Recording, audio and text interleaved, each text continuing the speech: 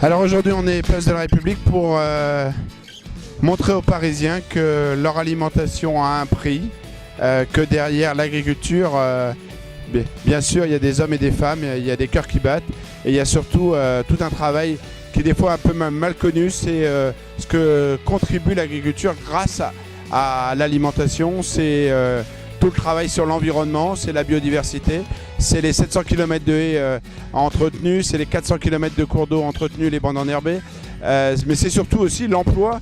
L'agriculture, c'est le deuxième employeur de France, 3,5 millions de personnes sur tous nos territoires. Et donc aujourd'hui, il y a vraiment un enjeu, savoir ce qu'on veut. Est-ce qu'on veut choisir une alimentation saine, de qualité, comme elle est en France, la richesse, la diversité. Et puis c'est aussi de se dire que si on veut continuer à avoir une agriculture forte en France, c'est qu'on ne peut pas laisser importer des produits qui n'ont pas les mêmes normes. Ce qu'on dit aujourd'hui, nous, on est en Europe, marché unique, normes uniques. En tout cas, ne laissons pas importer des produits qui n'auraient pas les mêmes normes.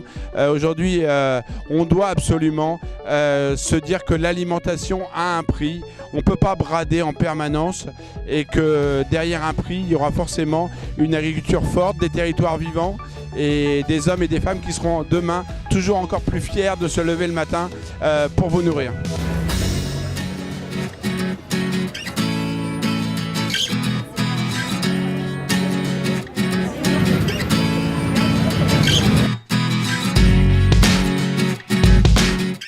J'achète 1 kg d'oignons qui viennent d'ailleurs en magasin à plus d'1 €. Alors que là, il y a une production française exigeante en termes de qualité et à 30 centimes le kilo. Je suis plus sur du français que chinois et tout ce qui s'ensuit. En général, que ce soit des éleveurs ou des agriculteurs, ils font du bon travail. Donc, et puis je sais qu'ils prennent soin aussi de leurs produits. Quand je vois à la télé tous ces agriculteurs qui se plaignent parce que vraiment ils n'y arrivent plus, c'est vraiment dramatique. Il faut qu'on fasse attention à ce qu'on mange et il faut qu'on mette le prix et c'est pas normal qu'on puisse importer des produits de moins bonne qualité et sans prévenir le consommateur et les vendre au même prix. Pourquoi j'irais acheter des pommes qui viendraient de, je sais pas moi, d'Espagne ou d'ailleurs alors qu'il y en a chez nous ? Je comprends même pas que ce soit nécessaire, quoi. C'est vrai que, vous savez, les supermarchés, etc., font beaucoup de marge par rapport à la production française. Et quelquefois, c'est inabordable parce que c'est eux qui sont les coupables, c'est pas les agriculteurs.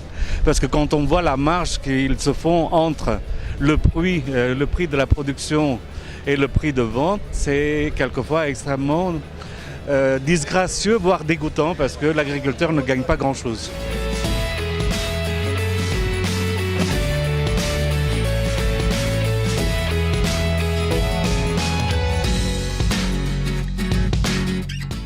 On peut voir qu'il y a pas mal de monde, il y a beaucoup de passages. C'était très important pour nous. Aujourd'hui, c'est le premier point de conclusion du chantier 1 des États généraux de l'alimentation. Donc c'était important pour nous de venir montrer l'importance de l'alimentation et de ce que faisait l'agriculture. Donc le message, c'est votre alimentation a un prix, parce qu'on voulait bien évidemment parler du prix et du prix qui revenait à l'agriculteur, ce qui est une part minime aujourd'hui et qui était important pour nous de venir le montrer et l'expliquer pour faire de la pédagogie auprès des Parisiens.